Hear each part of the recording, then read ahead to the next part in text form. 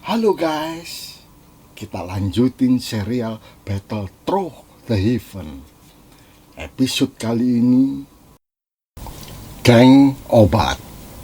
Tidak jauh dari pintu masuk Geng Putih, terdapat area terbuka yang sangat luas. Saat ini suasananya agak berbeda dari hari-hari sebelumnya. Orang-orang hilir mudik dari berbagai penjuru kemudian berkerumun, mengamati tatapan orang-orang yang hadir di titik kumpul begitu emosional. Di antara mereka ada yang saling berbisik, ada yang menunjukkan sikap arogan, ada yang ngomel gak karuan, macam-macam tingkahnya. Malah ada yang membuka arena tarung dengan saling berhadapan-hadapan. Pada dua kelompok yang membuka konflik tersebut, salah satunya didukung oleh banyak orang. Kira-kira jumlahnya berkisar antara 30-40 kepala. Suasana itu membuat orang yang hadir di ruang terbuka merasa terkejut. Ada apa kok ngajak bolos sebanyak itu? Karena merasa bolonya banyak sehingga mereka tidak gentar menghadapi lawannya. Sementara itu kelompok yang dihadapi jumlahnya hanya beberapa hidung. Justru sikapnya arogan, kata-katanya provokatif, nantang-nantang, kayak nggak tedas pedang. Xiaoyan, apa dengan mengajak orang sebanyak itu kamu kira bisa menggertak Geng Putih? Tanya Bai Cheng berdiri paling depan, mengejek sambil berkacak pinggang. Malang kerik begedut. Di belakang Bai Cheng berdiri Bai San, Fu Ao, serta dua bolonya. Dari penampilan mereka, orang bisa dengan mudah mengenal bahwa kelompok itu elit Daolings. Mendengar ejekan lawannya, Xiaoyan merespon, Bai Cheng, gerbang PAN yang saya pimpin tidak pernah mengganggu kepentinganmu, tidak pernah merugikan kamu, juga tidak pernah menghasut tentang kamu. Tapi kenapa kamu ganggu perdagangan obat gerbang PAN? Apa kamu tidak berpikir bahwa tindakanmu ini melampaui batas? Ekspresi Xiaoyan berubah hitam.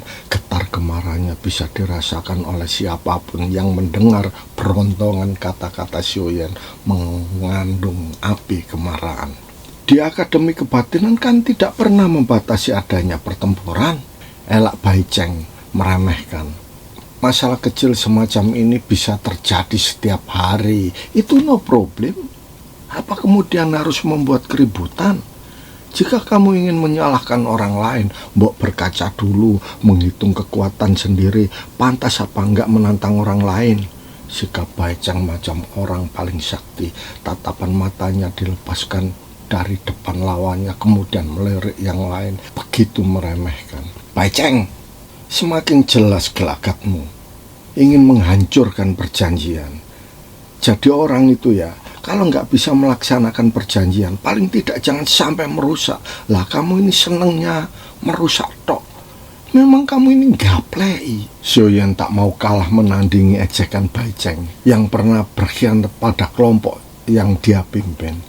Ketika itu Bai Cheng mencari selamatnya sendiri. Dia memisahkan diri berhadapan dengan kelompok yang begitu kuat sebagai ujian penerimaan siswa Akademi Kebatinan. Melihat lawannya terkejut oleh perontongan kalimatnya, Xiaoyan tidak memberi kesempatan lawannya membalas.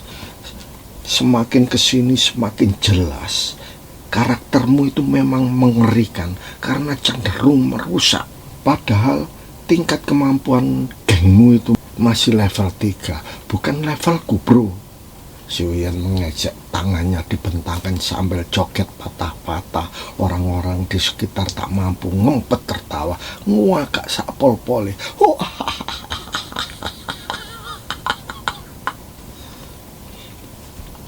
Wajah Bai Cheng berubah macam kepiting rebus saking malunya. Gimana nggak malu, lawang diketawai wong sak pasar. Tapi dasar Bai Cheng, dia tidak mau kalah diajak sedemikian sadis. Kontan dia ngenyek. Orang ngakunya jagoan yang selalu berlindung di balik wanita, ternyata pinter gacor juga ya. Hei, Yan, Xiaoyan, bukankah perjanjian itu tidak menyebutkan bahwa kami tidak boleh menimbulkan masalah dengan gerbang PAN? Ingat, masalah ini tidak termasuk tuntutan yang disampaikan orang lain. Karena kamu sebagai siswa baru yang arogan sepertinya perlu diberi pelajaran. Orang lain siapa? Ayo sebutkan. Siapa yang menyuruh kamu memberi pelajaran pada gerbang pen? Nada suara Sioyan ditinggikan. Aku tidak sudi menyebutkan. Siapa orangnya? Baicheng pura-pura tertawa untuk menutupi kekalahannya berdebat. Sesekali pandangannya menatap rombongan lawan yang begitu banyak dengan tatapan sinis. Dengan lantang dia menantang. Karena hari ini kamu kesini, aku putuskan perjanjian itu sudah tidak berlaku lagi. Maka jangan salahkan jika geng putih akan mengerahkan kekuatan yang lebih besar lalu menindas yang lemah. Baicheng, jangan banyak bacot loh. Kalau memang berani, kenapa nggak sekarang aja kita tarung habis-habisan? Sioyan kehabisan kesabaran, dia mendesis seperti ular berbisa. Sekejap dia menggerakkan tangan kanannya dan senjata andalannya, pedang 7 langit yang sangat besar, segera dalam genggaman. Dalam hatinya dia memutuskan, jika benar-benar tidak bisa dibina, maka bajingan tengi ini perlu dibinasakan. Bila perlu aku gunakan jurus gelombang api tsunami, ajur mumur lawisa. Orang kayak gini nih memang wajib dipateni. Baicheng balik menantang. Oh gitu ya, mari kita buktikan siapa yang benar-benar jagoan. Kemarahan Sioyan mendidih sedemikian rupa mendengar orang-orang di sekitarnya nyorai, hore, hore, hore, hore. Terlihat sosok abu-abu tiba-tiba terlintas secepat kilat. Gerakannya seperti hantu keremil berdiri depan kelompok Sioyan. Linjan! Sioyan kaget bukan kepalang ketika mengenal siapa yang datang. Mengapa kamu kesini? Rasa penasaran Sioyan tak bisa ditutupi. Pertaruhan hidup mati di lingkungan Akademi Kebatan ini sudah menjadi sesuatu yang lumrah. Ketika menangkap gelagat adanya pertaruhan nyawa seperti ini, saya tergerak untuk melihat. Linjan mengangkat bahu, tanda dia sesuka hati untuk menyaksikan apa yang perlu diamati. Sioyan menyambut dengan senyuman melihat Linjan yang begitu patuh menjalankan nasihatnya dalam menghapus racun api yang menggerogoti tubuhnya pada setengah tahun terakhir. Selain ingin melihat perkembangan situasi, Linjan juga ingin menunjukkan komitmennya untuk membalas budi pada Sioyan yang berhasil menolong menghilangkan pengaruh racun api pada tubuhnya yang siapapun tak mampu mengatasi. Penampilan Linjan memang membuat geger banyak orang. Bayangkan, selain ganteng, bodinya gempal ala binaragawan, dia punya otot kawat balung besi, pertanda orang yang sangat kuat. Keberadaannya di lingkungan Akademi Kebatinan sangat populer. Jika ada yang tidak mengenal Linjan, berarti orang itu bisa dibilang kurang saons, alias kurang gaul, kuper. Orang-orang yang menyaksikan dua kelompok siap tarung terheran-heran jika awalnya mereka merasa ibah melihat kelompok gerbang pen ditantang geng putih, kemudian berubah bersemangat oleh keperpihakan Linjan. Adanya adegan itu Baicheng jadi ketar-ketir sambil mengumpat dalam hati, "Juangklek! Sakti-saktinya geng putih jelas bukan lawan tanding Linjan yang memiliki kapak gila. Begitu kapak itu diayunkan, sepur tombok sak pabrik bisa ajur dadi bubur." Wajah Baicheng yang semula bersinar berubah kecut, hatinya mengkeret, dengkule gayaran, ngeper. Nggak bisa bayangin jika Linjan turun tangan. Dia orang menduduki tingkat 10 strong ranking. Untuk menutupi supaya ketakutannya tidak terlihat jelas, Baicheng gacor. "Yan, Linjan, tolong jangan ikut campur. Ini masalah pribadi antar geng putih dengan gerbang pen. Kamu tidak usah banyak bacot. Aku berhutang budi pada Sioyan. Jika dia menghadapi masalah, kewajibanku adalah menolong dia." Suara Linjan terdengar seperti bledek udan angin. Begitu panas di telinga Baicheng. Jika kamu sampai mengganggu mereka sebelum tanganmu menyentuh kulitnya, kapak api ini akan ngigar dasmu. Lin Yan ngasih kode keras pada Bai Cheng. Kalimat ancamannya belum sampai titik, sebuah kapak raksasa warna merah sepanjang 5 kaki menghiasi tangan Lin Yan. Begitu senjata itu diayunkan sebagai peringatan, cahaya apinya seperti kibaran bendera perang disapu angin lesus. Wush, sangar banget. Kamu, suara Lin Yan mengiringi ayunan kapak api ke arah Bai Cheng yang amat menjengkelkan. Bai Cheng sangat tersinggung dengan sikap arogan itu. Tapi apa daya, mau nyerengkal malah kesel oleh kata-katanya sendiri. Saking malunya, mau nyopot dengkul takut dosa, nggak dicopot tapi gemeter. Wadadadadah, kata-kata yang nyandet di tenggorokannya dia dorong dengan air ludah. Matanya melirik ke arah lawannya yang tersenyum mengenyek. Jangkrik, sudah macam gitu Bai Cheng masih ngeroweng. Yan, Xiao Yan, kapan kamu tidak berlindung pada orang lain? Kamu pernah melibatkan Han Yue, sekarang Lin Yan. Nanti siapa lagi yang kamu undang? Sejak berada di Akademi Kebatinan, sikapmu berlebihan. Seolah orang paling top di gerbang PAN yang baru berdiri seumur jagung. Jika kamu benar-benar jagoan, kamu bisa adu nyali sekarang juga bertarung dengan Lin Xiuya, bergigi serigala. Jika kamu berani melakukan, aku tidak akan mengganggu gerbang PAN. Tapi jika kamu mengelak, tandanya kamu tidak punya nyali. Cheng, Tai Cheng, kelakuanmu ini memang Tai Cheng.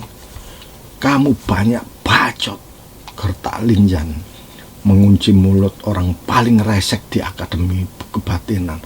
Kamu ini tersesat, sudah sesat masih nyocot terus. Apa kamu ingin bertarung 1 lawan 1 dengan Xiao Yan? Kamu ini siswa baru di Akademi Kebatinan. Sikapmu jangan sembrono. Kalau nggak nuruti omonganku, tak ajar sampai nyenyek loh. Lin Yan begitu pitak menghadapi kendablekan Bai Cheng hingga dia bicara kasar sampai raut wajahnya merah pada. Xiao Yan merasa nyaman mendengar Lin Yan menggertak Bai Cheng. Orang-orang yang menyaksikan merasa heran melihat sikap Bai Cheng yang dianggap sebagai orang paling gendeng di lingkungan Akademi Kebatinan. Dia itu orang gendeng di lingkungan Akademi Kebatinan, nyaris tidak ada yang mau sama dia. Meski suara Xiao Yan begitu pelan, Lin Yan bisa mendengar dengan jelas. Kerumunan orang di arena dekat pintu gerbang Pen Putih yang masih memanas tiba-tiba dikejutkan oleh kelompok berjubah alkemis. Gerak-geriknya arogan, gayai koyok wong yes. Di depan kelompok tersebut tampak seorang lelaki, gerak bibirnya terkesan mencibir atas kejadian yang berlangsung. Melihat itu, orang-orang ribut. Hah? Bukannya itu geng obat? Satu sama lain, orang-orang saling bertukar pandang. Mengapa ikut-ikutan terlibat? Apa yang memimpin geng obat itu Han Xian ya? Adegan yang tidak terduga tiba-tiba hadir di depan mata mereka. Dari lagaknya, Han Xian sepertinya ingin mendukung kekuatan geng putih. Suara lain menimpali. Wah, pertunjukannya akan tambah menarik nih. Gerbang PAN didukung Lin Yan, geng putih dibantu Han Xian. Seru bro, lihat kehadiran pasukan pendukung. Wajah Bai Cheng yang semula macam kepiting rebus berubah segar kembali. Dia tersenyum senang melihat kelompok alkemis melangkah ke arah arena terbuka. Di arena Akademi Kebatinan, geng obat memiliki strata terhormat.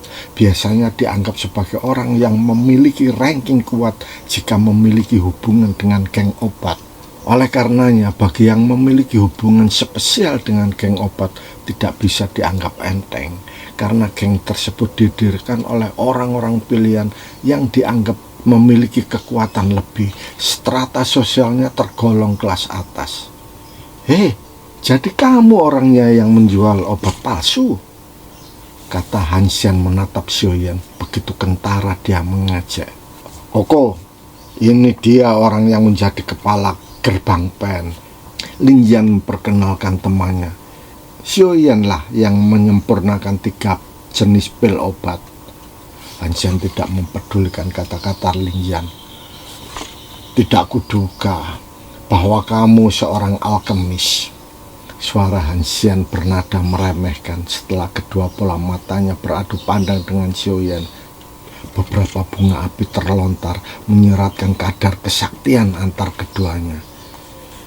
Xiaoyan cuek bebek aja mengamati penampilan Hansian. Tapi pandangan matanya tersita pada sebuah tanda yang menghiasi pakaian kepala geng obat tersebut, sebuah simbol 4 guratan warna perak di dadanya. Xiaoyan membatin, tak kuduga orang ini alkemis tingkat 4 ya. Setelah kejutan mereda, Xiaoyan berkata sambil mencoba tersenyum, Senior Hansian, menurutku ada orang yang menyewa geng putih untuk membuat masalah dengan kami yang produksi obat. Seharusnya geng obat sendiri yang berurusan dengan gerbang PAN. Mengapa melibatkan orang lain? Benar apa tidak? Kata-kata Xiaoyan buat alis Hansian terangkat karena terkejut. Kemudian dia berkomentar, mengapa gerbang PAN tidak berpikir bahwa apa yang kalian lakukan menimbulkan masalah hingga berujung seperti ini?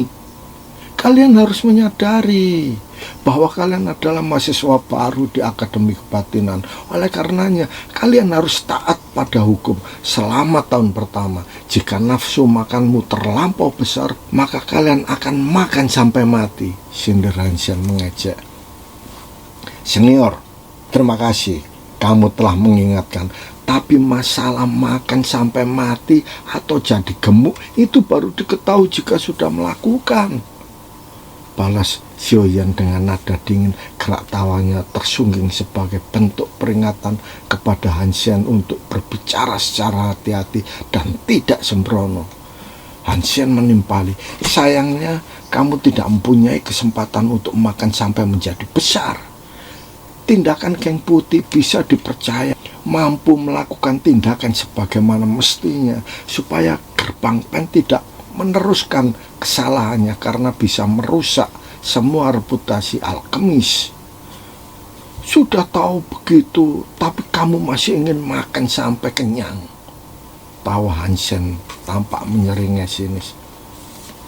Hansian, setelah menafsir kata-katamu, apa benar kamu yang mengerahkan geng putih untuk menyerang gerbang PAN? Alis Lin Yan terangkat naik. Dia lontarkan peluru kata-kata pada geng obat.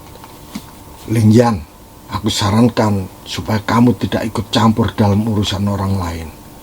Walaupun kamu peringkat ke-10 strong ranking, kamu harus tahu bahwa yang tingkat ke-10 bukan hanya kamu.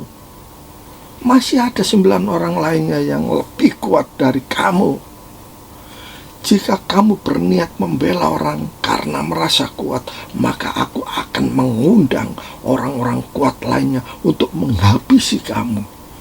Meskipun untuk itu harganya mahal, no problem. Gertak Hansian begitu sombong, tawanya berderai seperti membuka layar pertarungan.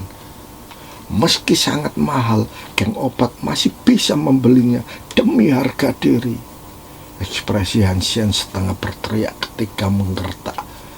Adanya kata-kata berapi yang membakar hatinya membuat Lin Yan merasa panas sehingga perlu disikapi secara tegas. Ketika dia hendak membuka mulut untuk membalas tantangan Hansian, seketika Xiaoyan memberi kode agar tidak melanjutkan. Saudaraku Lin Yan, serahkan masalah ini kepadaku. Xiaoyan menghibur kemarahan Lin Yan. Dia melangkah ke depan, tatapannya menyapu mata orang-orang di sekitar arena, kemudian menatap tajam pada Hansian. Aku tahu kalau kamu ketakutan sumber penghasilan terbesarmu kalah oleh obat buatan gerbang PAN, tutur Xiaoyan, suaranya datar seperti orang tak tahu dosa. Selama ini aku tahu juga, kamu lebih mengandalkan cara-cara penindasan untuk memperoleh penghasilan besar, tapi hasilnya hanya bersifat sementara. Xiaoyan membuka sebuah aib yang selama ini tertutup rapat. Aku Xiaoyan, selama masih memiliki tangan dan kaki, aku akan dapat melakukan penyempurnaan di mana hasilnya tidak mengecewakan. Sambil tersenyum sinis, dia terus memutar pikirannya. Jangan kira orang-orang tidak bisa membedakan keistimewaan obat yang dibuat Gerbang Pan dengan pil buatan geng obat. Pada kenyataannya, apa yang diproses geng obat dianggap tidak berguna. Kata-kata Xiuyan begitu mematikan. Apa benar begitu? Han Xian seakan tidak percaya pada kata-kata lawannya. Ketika hendak membalas, suaranya tersekap dalam tenggorokan. Jika kamu tidak percaya pada kata-kataku, mari kita beradu untuk meramu obat. Dengan begitu akan diketahui obat buatan siapakah yang bermutu dan mana yang tidak. Xiuyan sudah tidak sabar untuk membuka perlawanan pada alkemis tingkat 4 yang dikadang-kadang sebagai sosok yang paling handal dalam membuat obat. Tanpa pertarungan tidak akan bisa diketahui siapa sejatinya yang disebut jawara pembuat obat. Kita lanjutin sambungannya. Tonton terus konten cerita, pasti lebih seru.